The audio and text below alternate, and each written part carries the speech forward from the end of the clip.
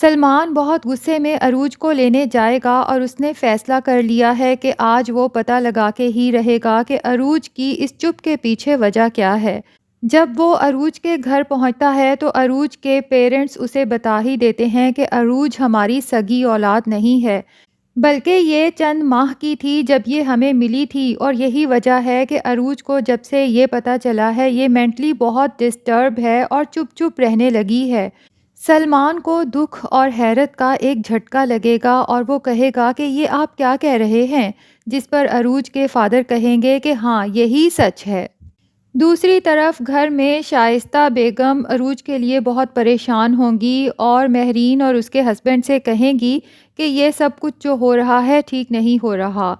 مہرین بیگم کہیں گی کہ سلمان سمجھدار ہے، وہ جو کر رہا ہے اپنی مرضی سے کر رہا ہے۔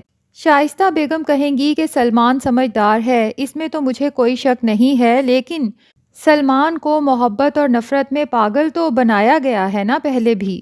سلمان کے دل میں عروج کی محبت ابھی بھی موجود ہے اور وہ کہے گا چلیں، جس پر وہ پوچھے گی کہ کہاں، تو سلمان کہے گا کہ اپنے گھر۔ عروج کہے گی کہ تمہاری گرفت سے لگا درد تو شاید میرے بازو سے چلا جائے، لیکن روح پر لگے زخم بھرنے میں ابھی وقت لگے گا۔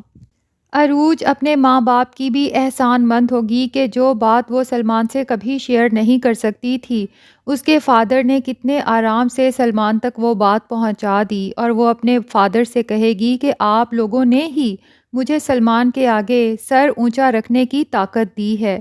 لیکن اس کے فادر کہیں گے کہ بیٹا ہم نے کوئی کارنامہ نہیں کیا، ماں باپ تو بنے ہی اپنے بچوں کا سر ہمیشہ اونچا رکھنے کے لیے ہیں۔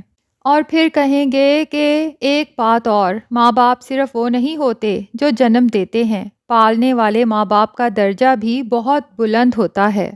تو دوستو، امید کرتے ہیں کہ ماں نہیں ساس ہوں میں ڈرامہ آپ کو پسند آ رہا ہوگا۔ تو پاکستان کے تمام فیمس ڈراماز کے ساتھ اپڈیٹڈ رہنے کے لیے جلدی سے اس channel Urdu T V dramas کو سبسکرائب کر لیں۔